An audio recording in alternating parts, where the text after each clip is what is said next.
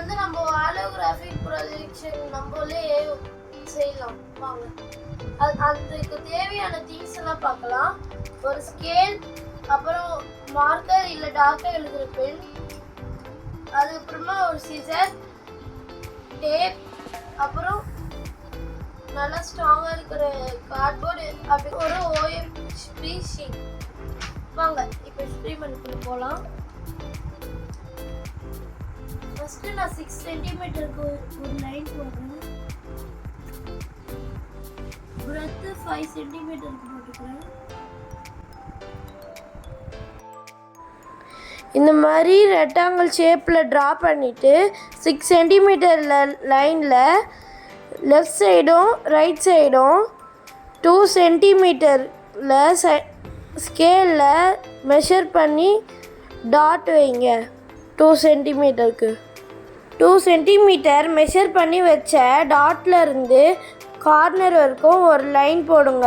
அதே மாதிரி 2 பக்கமும் போடுங்க கூட.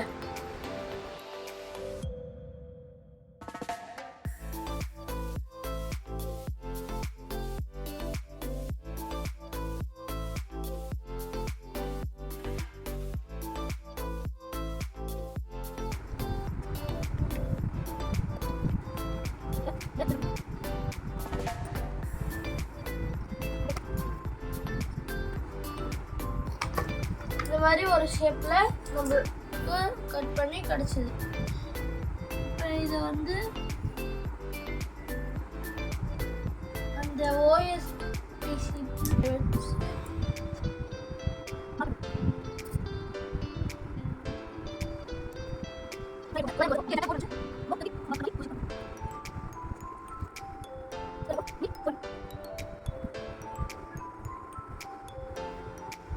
நாலு பாக்ஸ் மாதிரி போட்டுக்கணும்.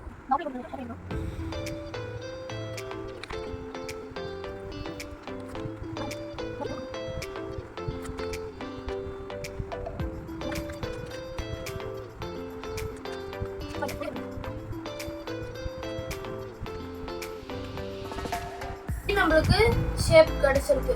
இப்போ இந்த லைனை வந்து அப்படியே அழகா மடிக்க போறோம், ஃபோல்ட் பண்ண போறோம்.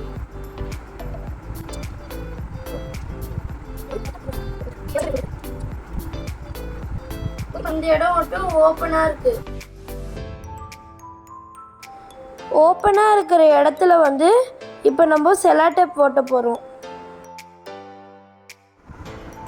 யூடியூப்ல போய் நீங்க வந்து ஹாலோகிராம் வீடியோன்ட்டு போட்டீங்கன்னா அதில் வந்து நிறைய வீடியோஸ் காமிக்கும். அதில் ஏதாச்சும் ஒரு வீடியோவை கிளிக் பண்ணி நம்ம செஞ்சுருக்கோம்ல பிரமிட், அந்த இப்படி வச்சுட்டு நம்ம அதில் வச்சோன்னா அப்படியே அழகா 3D இமேஜ் வரும்.